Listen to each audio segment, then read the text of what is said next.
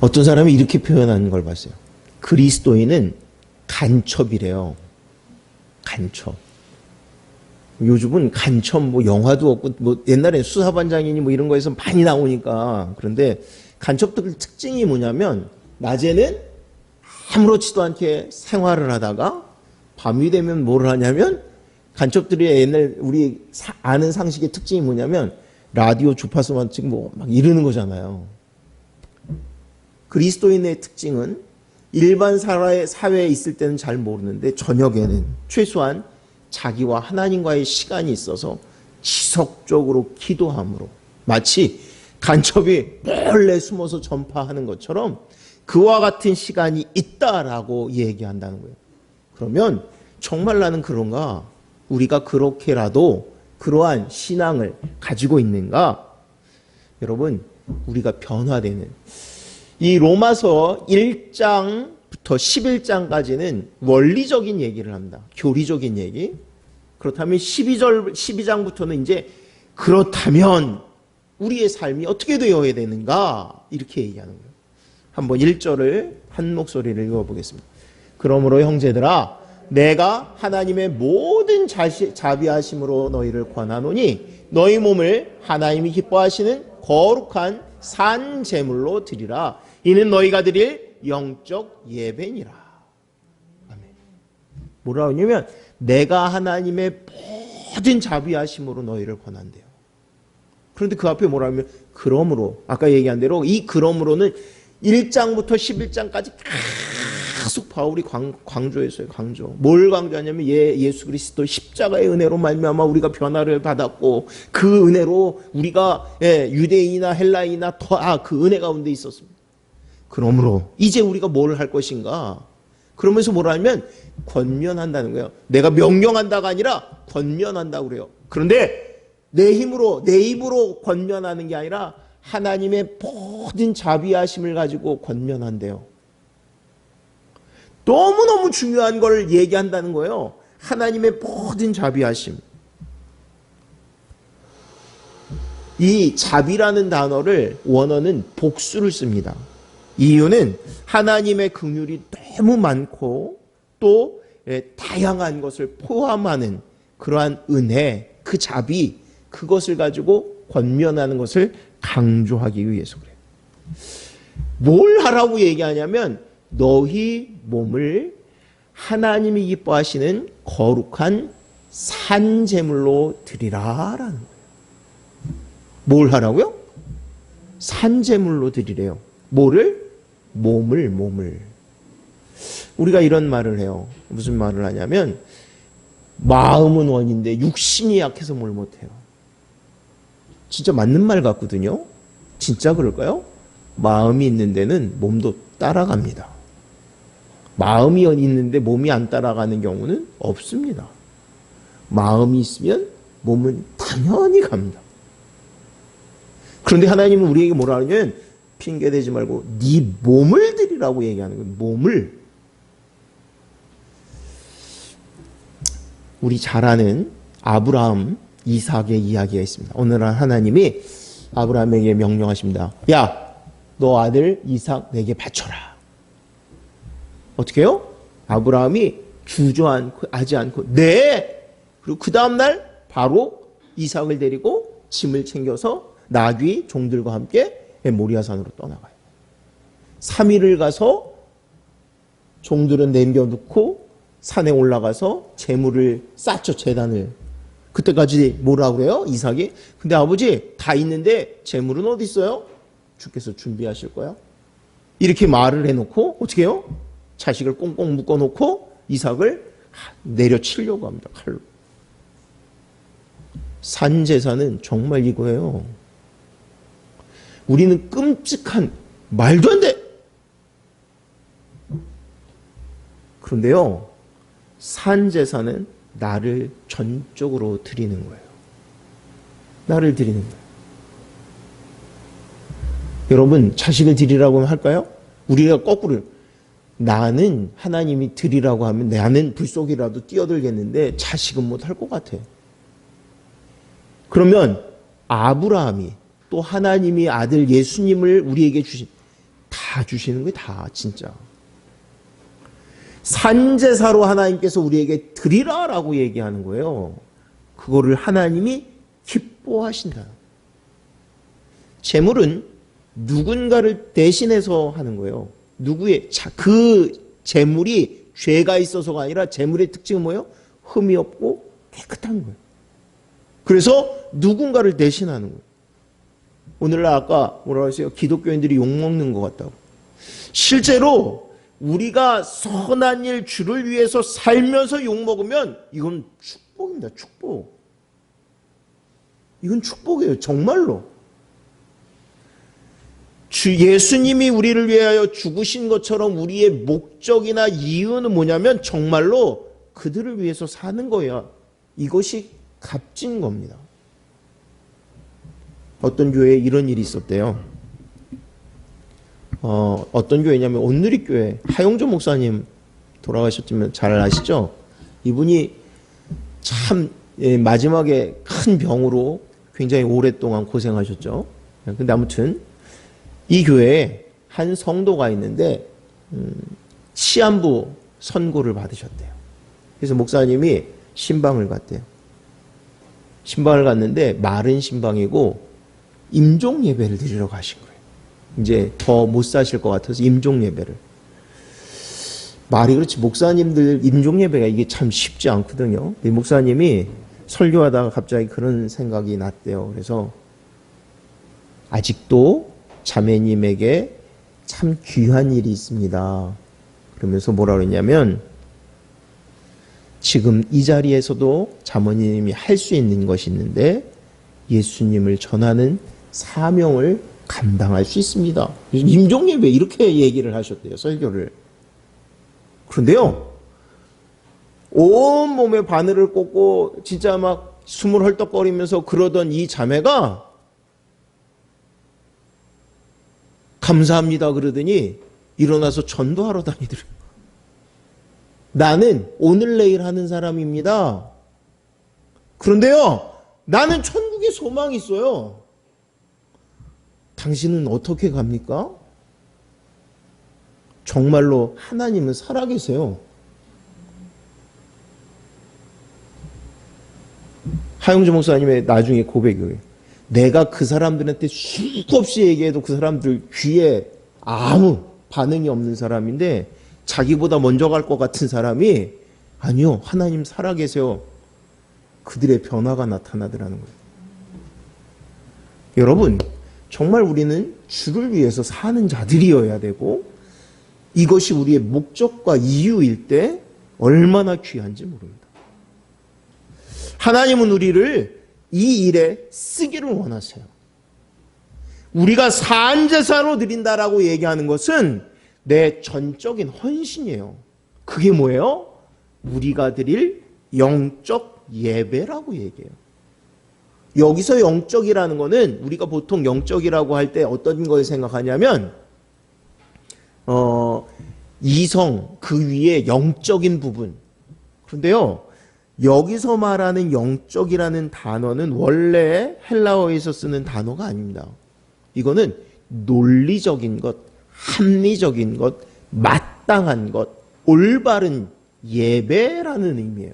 영적인. 우리는 그러니까 이거는 뭔가 구별된 다른 뭐야? 그게 영적인 거야. 이게 몸을 드려라 그랬다. 영적인 예배라 예배라 그러면 이상한 것 같은데 아니 그게 하나님께서 기뻐하시는 거야. 하나님께서 너무 소중히 여기시는 거야. 당시에 또 하나 헬라는 어떻게 했다고 그래요? 육체는 아주 더럽고 추한 거로 보고요. 마음, 영 이런 거는 고귀한 걸로 본 거예요. 그런데 바울이 얘기한 아니 진짜 헌신은 몸이 따라가야 돼. 몸하고 마음 따로 놓을 수 없어. 예배 네 몸이 가서 해야 돼 라고 얘기하는 거예요. 머릿속에 생각으로만 나는 주를 위해서 헌신합니다 가 아니라 내 몸이 주를 위하여 예배 드리는 것. 예배는 나를 죽이는 것이고 내가 아니라 주를 위해서 그것의 첫 출발인 거예요. 오늘날 코로나 때문에 우리가 예배가 얼마나 소중한지 잊고 사는데 예배가요, 그 모든 신앙의 출발입니다. 출발.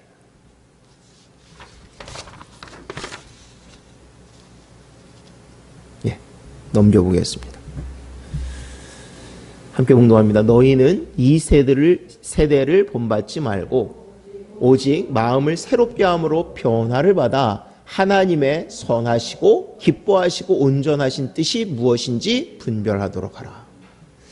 믿음으로 사는 우리들을 뭐를 하냐면 첫 번째는 이 세대를 본받지 말래요. 믿는 사람들이 행해야 되는 건 이 세대를 본받지 말아야 되는 거예요. 사람들은요, 유행을 쫓기를 원합니다. 유행. 그죠? 뭐 머리도 유행 따라서 해야 돼요. 희한한 건요, 유행 따라 한 머리들은요, 나중에 보면 되게 촌스럽습니다. 안 그래요? 제일 그런 사람들이 누구냐면 연예인들이에요. 지금은 제일 앞서가는 것 같아요. 10년 전, 20년 전 영상을 보여주면 저 사람 정말 촌스럽다 그래요. 원래 일반인들은요, 그렇게 촌스럽지 않습니다. 유행에 그렇게 민감하지 않기 때문에. 그런데 연예인들은 굉장히 민감하죠. 앞서간다고 그러죠. 여러분, 올해도 아니에요. 한 5년, 10년 전 비디오 다시 보여주면 어때요? 얼마나 그런지 몰라요. 자동차도 여러분 아주 민감하게 사는 사람들이 있어요. 집도 그래요, 집도. 세상 유행이요, 오래가지 않습니다. 변합니다. 그런데 우리는 그거에 아주 목숨 거는 것처럼 쫓아가려고 그래요.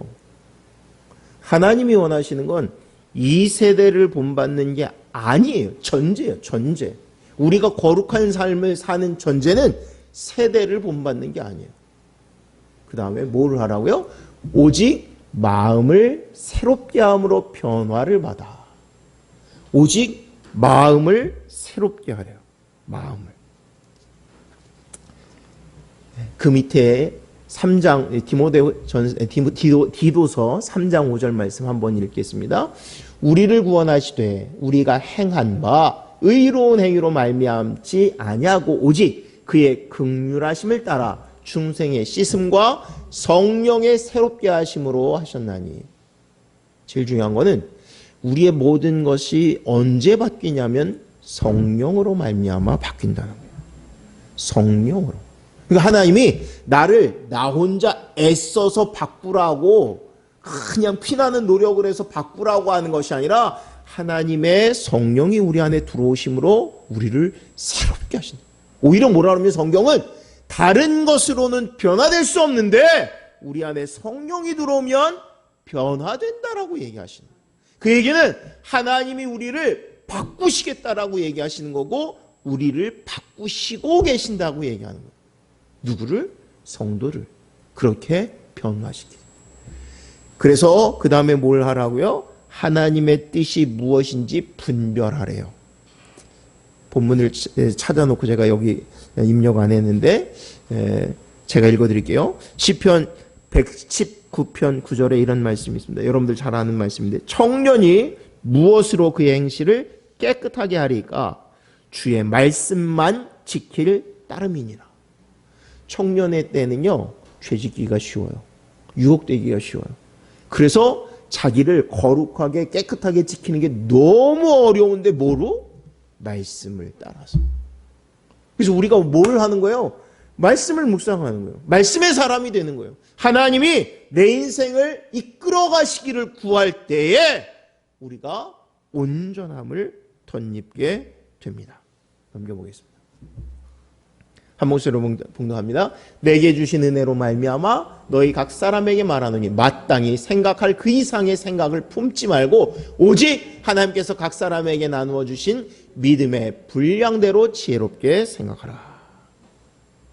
뭐라 그래요? 마땅히 주신 것 그 이상이 아니라 딱 그만큼. 그 이상도 말고 그 이하도 말고. 중요한 건 뭐냐면 우리 이제 은사 또 나오겠지만 하나님은요 실수하지 않으세요. 우리는 이렇게 생겨요. 어떤 사람은 나보다 잘생겼어. 어떤 사람은 나보다 지혜가 많아. 어떤 사람은 부자야. 어떤 사람은. 그런데요 다 하나님은 같이 주셨어요. 가끔 사람들 이러는 걸 봐요. 어떤 사람이 노래를 기가 막히게 잘해요. 근데 얼굴이 못생겼어요. 그걸 보면서 이래, 하나님은 공평하셔? 진짜 하나님 공평하세요. 그리고 하나님은 주실 만한 사람들에게 주셨어요. 중요한 게 있는데 뭐냐면 내게 주신 것을 활용할 수 있어야 된다. 내게 주신, 우리 달란트의 비유 있었잖아요. 하나님이요, 얼마나 더 많이 가졌느냐 적게 가졌느냐를 물으시지 않습니다. 그거를 어떻게 썼느냐를 물으세요. 그러면 많으면 많을수록 부담이 커야 돼요. 많은 게 내 자랑이나 교만이 되면 안 돼요. 하나님은 우리에게 믿음의 분량대로 주셨다라고 얘기하세요. 우리는 그 믿음의 분량만큼의 역할을 감당해야 돼요. 감당. 자, 또 넘겨보겠습니다. 한 목소리로 보니 우리가 한 몸에 많은 지체를 가졌으나 모든 지체가 같은 기능을 가진 것이 아니니. 교회는요 정말 많은 사람들이 있어요. 제가 본문에 그런 말씀 강조했잖아요. 우리가 나 같으면 하나님이 하나님의 좋은 선택받은 백성을 만들려고 하면 잘생기고 똑똑하고 뭐 그런 사람들만 골라서 만들 것 같다고. 근데 하나님이 이스라엘이라는 지파를 선택하실 때 그 후손들은 어땠어요? 야곱의 아들들이 어때요? 마누라가 넷이나 되고 그 자식들이니 뭐 이게 완전 오합지졸 아니에요? 얼마나 오합지졸해요? 동생을 죽이려고 하고 그저 팔아넘기고 뭐 이런 사람들이에요. 이런 사람들. 그런 사람들을 하나님이 이스라엘이라는 지파를 삼으셨어요. 그 얘기는 오늘 우리의 삶 속에서도 우리가 보기에는 힘든 사람이 있어요. 어려운 사람이 있어요. 저 사람만 없었으면 좋을 것 같은. 그런데 하나님 뭐라 그러냐면 그런 사람은 없어. 오히려 하나님 뭐라고 요구하시냐면 모두가 하나님의 은혜의 사람이야. 하나님의 은혜의 사람이야. 이렇게 얘기하는 거예요. 자, 여러분들 퍼즐 맞춰봤어요? 퍼즐? 퍼즐 맞힐 때 가운데부터 맞춰보신 분 있어요? 절대 가운데부터는 맞출 수가 없습니다. 가상자리부터 맞춰야 돼요. 어떤 분이 교회는 이와 같다라고 표현을 하더라고요.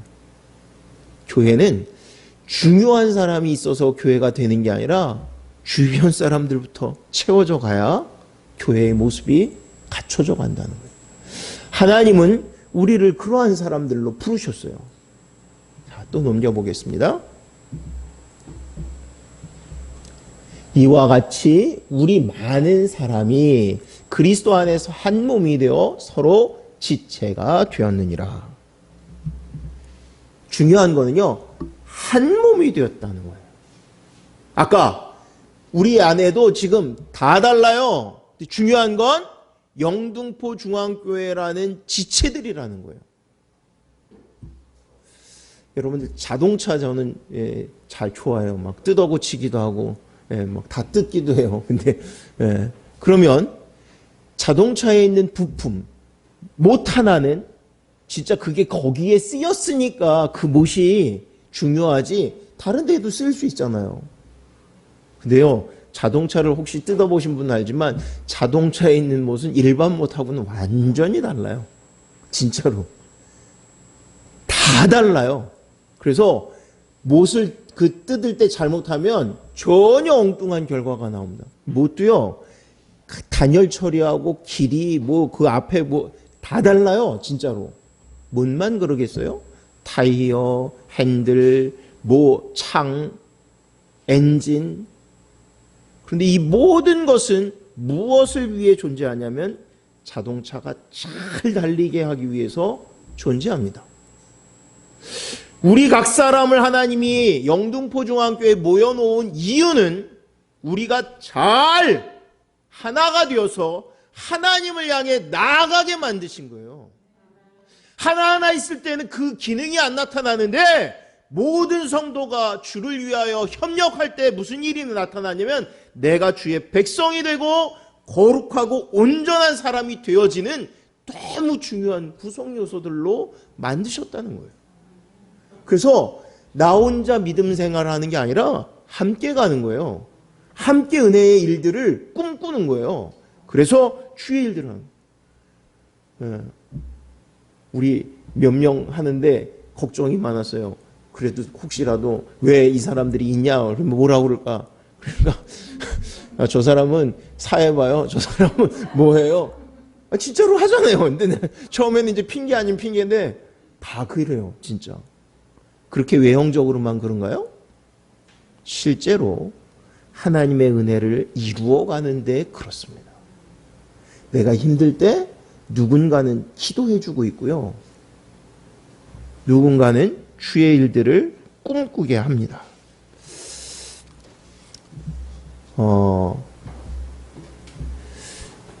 자식이 말을 안 들으면 엄마가 자식이 이뻐요? 안 이뻐요? 안 이뻐요. 그래서 말도 함부로 합니다. 예, 저놈의 새끼 없었으면 좋겠어. 근데 그게 진짜 엄마의 마음일까요? 그렇게 말하는 사람들이 어떻게 하냐면 자식 온다고 그러면 그 아들을 위해서 음식을 맛있게 합니다. 근데 그 엄마가 음식을 하면서 아이고 내 팔자야 이러지 않습니다. 내가 힘들어 죽겠는데 그러지 않습니다. 힘들고 막 그래도 일어나서 그 자식을 위해서 말도 더럽게 안 되는 그 놈을 위해서 음식을 만들어요. 뿐만 아니라 그 자식이 맛있게 먹으면 너무 좋아합니다. 왜요? 이게 사랑이에요, 사랑.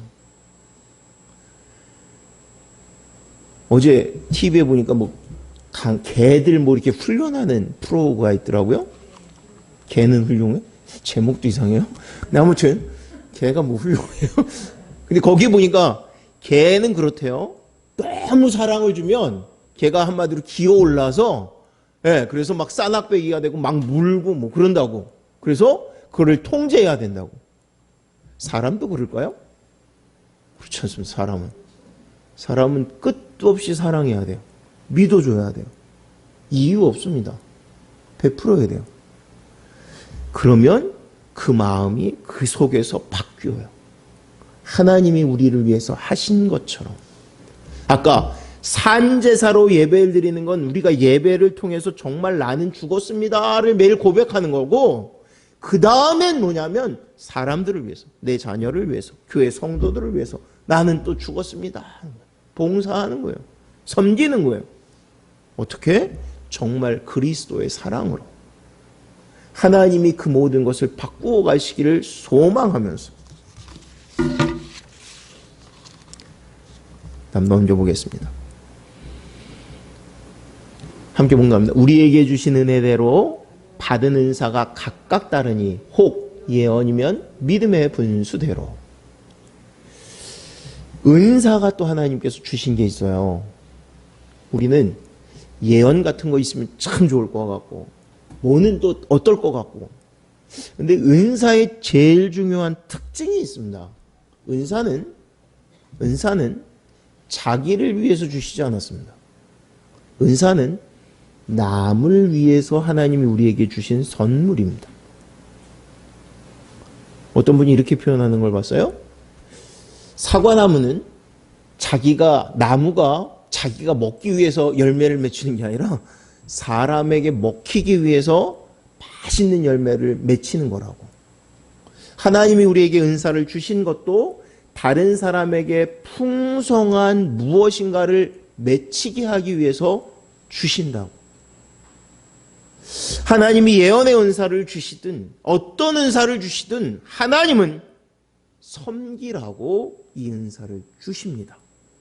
여러분들에게 있는 재능은 우리가 자랑하려고 남보다 뛰어나다고 하는 것이 아니라 섬기라고, 나누라고, 베풀라고 그래서 주시는데, 자, 예언을 주셨으면 예언이면 믿음의 분수대로 그 일을 하래요.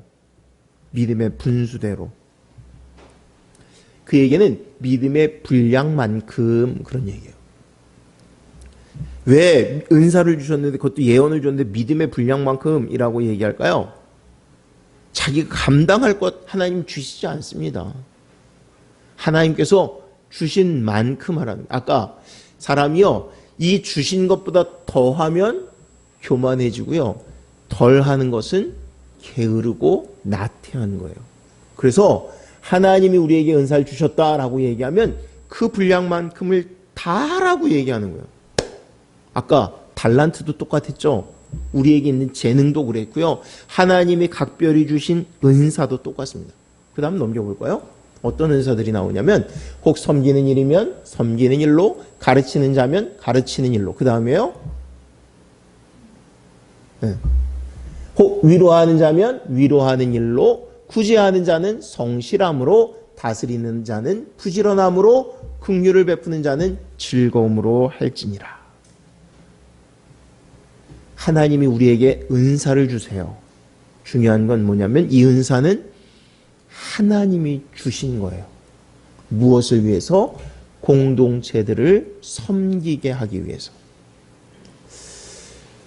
여러분, 하나님이 이스라엘 백성들을 출애굽시킬 때 재앙들이 있어요. 그런데 이 재앙들이 참 재밌는 게 뭐냐면 개구리, 파리, 이것들이 원래 힘이 있어요, 없어요? 아무짝에도 쓸모없는 것들이에요. 그런데 하나님이 이것을 통해서 이스라엘 백성을 구원해내십니다.